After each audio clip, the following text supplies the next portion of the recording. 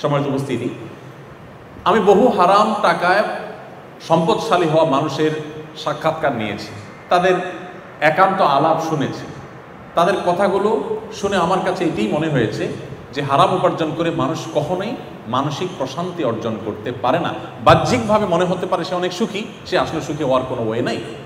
আর কোরআনে কারিমের একটি আয়াত আছে যেটি আমাদের জন্য গুরুত্বপূর্ণ। কেন গুরুত্বপূর্ণ? আয়াতটা আমি পরে বলছি। গুরুত্বপূর্ণ এই জন্য যে আমাদের দেশের মানুষের মধ্যে একটা ধারণা, মুসলমানদের মধ্যে একটা ধারণা তৈরি হয়ে গেছে যে টাকা হইলে বাঘের কল্লাও পাওয়া যায়। একটা প্রবাদ আছে, টাকা হলে বাঘের কল্লাও পাওয়া যায়। তার মানে টাকা হলে সবই পাওয়া যায়। অতএব আমার প্রথম প্রায়োরিটি হলো টাকা কামাই করা, বৈধ অবৈধ দেখা দেখি দরকার নেই, টাকা আসুক। টাকা এসে গেলে যেহেতু বাঘের কল্লাও পাওয়া যাবে, অতএব টাকা দিয়ে আল্লাহরও পাওয়া যাবে। এটা হলো আমাদের ধারণা।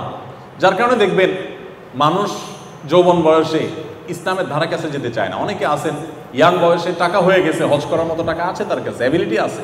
যদি বলা হয় ভাই হজ করতে যান, তো বলে এত আগে হজ করে ফেলবো।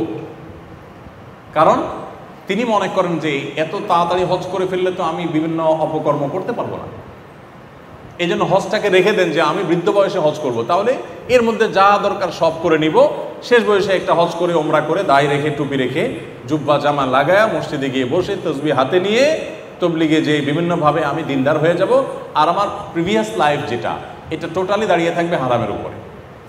আমরা অনেকে ইসলামটাকে ঠিক এইভাবে পালন করার চেষ্টা করি, অথচ বাস্তবতা হলো যে আমার পেছনের ইতিহাস অতীত মানুষ না জানতে পারে, আল্লাহ তাআলার কাছে রেকর্ড আছে, আর বান্দা হক আল্লাহ তাআলা মাফ করবেন না। এই জন্য আমি এখন সম্পদ কামাই করে নেই, একটা সময় আমি ফেরেশতা হয়ে যাব, এটা একেবারেই একটি ভুল জায়গা এবং ভুল চিন্তা। আল্লাহ তাআলা কোরআনে কারিমে বলেছেন, ইয়া আইয়ুহার রাসূলু কুলু মিনাত তাইয়্যিবাত, হে রাসূলগণ, সমস্ত নবী রাসূলদের প্রতি আল্লাহ তাআলা কমন একটা নির্দেশ জারি করছেন, কুলু মিনাত তাইয়্যিবাত ওয়া'মালু সালিহা। সমস্ত নবী রাসূলদেরকে আল্লাহ বলছেন, হে রাসূলগণ, আপনারা হালাল ভক্ষণ করুন, হালাল উপার্জন করুন। এরপরে বলেছেন ওয়া'মালু সালিহা, এবং নেক আমল করুন। তাহলে ভালো কাজ আগে না হালাল উপার্জন আগে? হালাল উপার্জন আগে। আর আমরা আমাদের দেশে যেটা দেখি সেটা হলো মানুষ আগে হারাম কামাই করে নেয়, এরপর বুড়ো বয়সে এসে বৃদ্ধ বয়সে এসে তিনি হালাল উপার্জন করে বা আপনার ইবাদত বন্দেগী করে ভালো কাজ করার চেষ্টা করেন। তো এটা হলো আমাদের ভুলের জায়গা। এই জন্য আমি আপনাদের প্রতি বিনীতভাবে অনুরোধ করতে চাই, আপনারা সৎ পথে চলবেন সারা জীবন, এবং এই সংকল্প আপনারা এখন থেকে করে ফেলুন। এটাতে আপনারা সাময়িকভাবে মনে হবে পিছিয়ে আছেন, অনেকের সাথে প্রতিযোগিতা আপনি তার সাথে তাল মিলাতে পারেন না, তার পর্যায়ে থাকতে পারেন না, কিন্তু প্রকৃত অর্থে মানসিক প্রশান্তি আপনি অনুভব